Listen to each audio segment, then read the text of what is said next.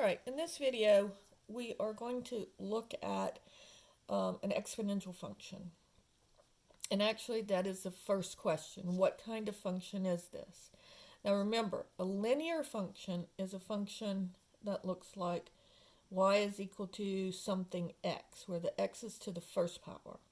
A quadratic function is a function that looks like y is equal to something x squared. So if you have an x to the first power, it's linear. If it's quadratic, it's going to be an x squared function. And an exponential function looks like this, where the x is in the exponent. That's why they call it exponential, because it's in the exponent. And so the first question asks, what type of function is this? And this would be an exponential function. Then it's going to ask you to plug in some values. So if I have x is equal to 0, 3 to the 0 is, remember anything to the 0 is 1. Then the next question is 3 to the first power. That's 3. And then remember 3 to the negative 1 means flip it over. If you have a negative exponent, it means flip it over. And so that would be 1/3. And you can do these on your calculator. And then you just use your y to the x button. So 3 to the third is 3 times 3 times 3, 3 times, so that's 27. And then 3 to the negative 3 would be 1/27. Okay, so those are the problems that you'll have here.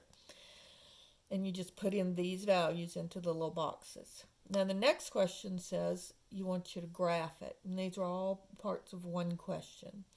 So on this one, this is a linear function, this is a quadratic function, this is an exponential function. So we're dealing with an exponential function. So we're going to click on this box to let them know that it's exponential. And then all I need to do is graph 2 points. So I'm going to graph these first two. They're usually the easiest to graph if you let x equal 0 and x equal 1. So on this one, if x is 0, y is 1. So over 0 up 1 would look like this. And then over 1 up 3. So it would be like this. And then it will graph it for you. It'll make it look like the exponential function. All right. Now the second part says, given the initial value and rate of change, write the exponential function for each of these cases. Now remember, we looked at rate of change and initial values for linear function, but this is asking for exponential functions. And so remember, the formula you're going to be using is a is equal to a0 times 1 plus the percentage, and it'll be raised to the t. All right? And so this is going to be a equals, your initial value is a0, 4250 times, and then this is 0.12, because remember percent means move it over 2 places. And so 1 plus 0.12 is 1.12 raised to the t. This one would be a is equal to 212 times, and this would be 0.07, moving it over 2 places. So 1.07 raised to the t. And then this one would be 2750. And then this would be moving this one over 2 places. I have 1.10. If I add 1 to that, I get 2.10 raised to the t. So that's how you do those problems.